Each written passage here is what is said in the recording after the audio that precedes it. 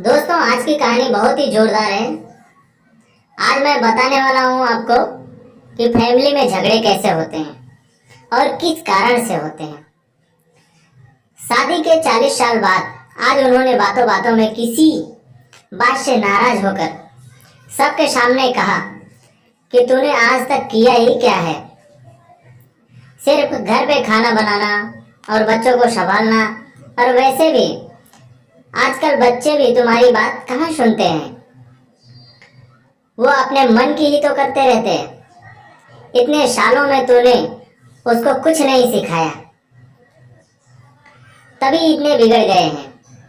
दोनों बच्चे अपने पति की ऐसी बात सुनकर आज पूरी तरह सुनीता को नींद नहीं आई। सुनीता सोचती रही और रोती रही कि सच में मैंने आज तक किया ही क्या है। अगर मैंने आज तक इस घर के लिए सच में कुछ नहीं किया तो अब मेरा यहाँ रहने का कोई मतलब नहीं है। कहाँ जाना है पता नहीं है, मगर बस अब और नहीं। ये सोचते हुए सुनीता ने अपने पति विशाल को एक चिट्ठी लिखी। उसमें उसने लिखा था कि मैंने आज पूरी रात सोचा कि तुम शायद सही कह रहे थे। आज तक मैंने किया ही क्या है। कौन हूँ मैं, क्या हूँ, मेरी पहचान चाहती हूँ। मैं आसमान में उड़ना, मगर उड़ने से पहले ही मेरे पंख काट दिए गए। सपना देखने से पहले ही सपना तोड़ दिया गया। बाबा ने कहा शादी की उम्र बीती जा रही है। मुझसे पूछे बिना ही मेरी शादी करवा दी गई। बाबा का तो मानो बहुत बड़ा बोझ उतर गया। ससुराल में मेरे लिए हर कोई अजनबी सा था, मगर माँ ने सिखाया था कि अब यही तुम्हारी दुनिया है, यही तेरे अपने। अब से इन सबको ही तू अपने माँ बाबा और भाई बहन समझना। पति तेरे लिए परमेश्वर है। इनकी कही कोई भी बात मत टालना। सबको प्यार दे के अपना बना लेना। माँ की बात मान के मैंने सबको अपना बनाया। मुझे क्या पसंद था और क्या नापसंद था इसके बारे में कभी नहीं सोचा। सुबह को आपकी कॉफी और नाश्ता, बच्चों का लंच बॉक्स, बाबा की डायबिटीज की अलग से दवाई, नाश्ता, माँ के घुटनों की तेल की मालिश, आपका टिफिन, मार्केट जाना, शाम को खाने की तैयारी करना, माँ को इलाज के लिए बार बार अस्पताल ले जाना, बच्चों को पढ़ाना, उनकी शैतानी बर्दाश्त करना, आपके दोस्त मेहमान बनकर अचानक से आए तो उनके लिए खाना बनाना। बस इतना ही तो किया मैंने, और तो क्या किया। इसलिए अब मुझे कुछ और करना है। अब मैं जा रही हूँ, ये तो नहीं जानती कहाँ, मगर मुझे जाना है। पर तुम अपना ख्याल रखना।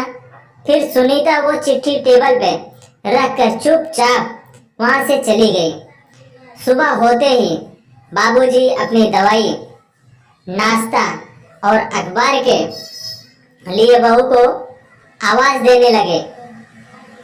उसके साथ माँ भी अपने घुटनों के मालिश के लिए बहू को आवाज देने लगी। बच्चे भी, माँ हमारा टिफिन, हमारा ब्रेकफास्ट कहाँ है, आज माँ कहाँ चली गई। बाहर इतना शोरगुल सुनकर उसके पति विशाल की भी आंखें खुल गई। क्या हुआ पूछता हुआ वो बाहर आया। इतना शोर क्यों मचा रखा है? सुबह सुबह पापा देखो ना, माँ कहीं नहीं है। हमको कॉलेज जाने में देरी हो रही है। अभी तक ब्रेकफास्ट भी नहीं किया।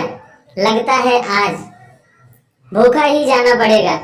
दूसरे ने कहा मेरी किताबें भी नहीं मिल रही हैं। माँ तुम कहाँ हो? बाबूजी ने आवाज लगाई, बहू जरा देखो तो मेरा चश्मा किधर है।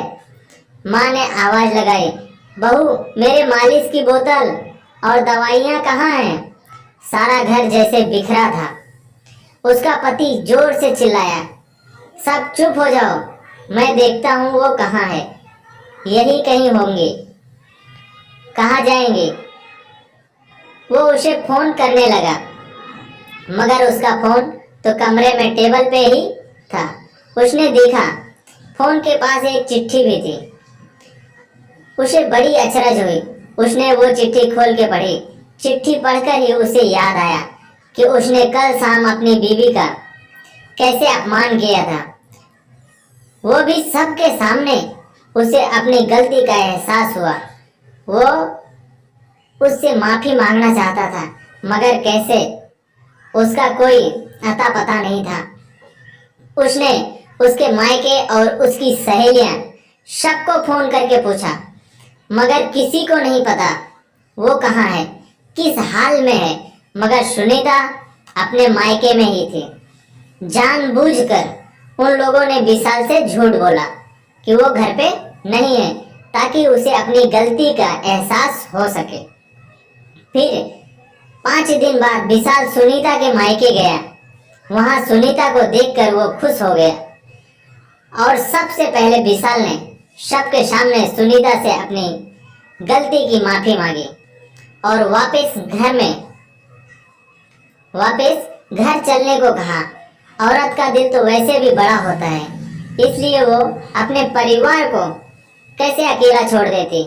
सुनीता ने विशाल को माफ कर दिया और वो अपने पति के साथ घर चली गई। घर में सब लोग बहुत खुश हो गए। अब सब सुनीता को काम करने में मदद भी करने लगे थे। अब सारे काम का बोझ सिर्फ सुनीता पर नहीं था, तो उसे भी थोड़ा आराम मिल रहा था।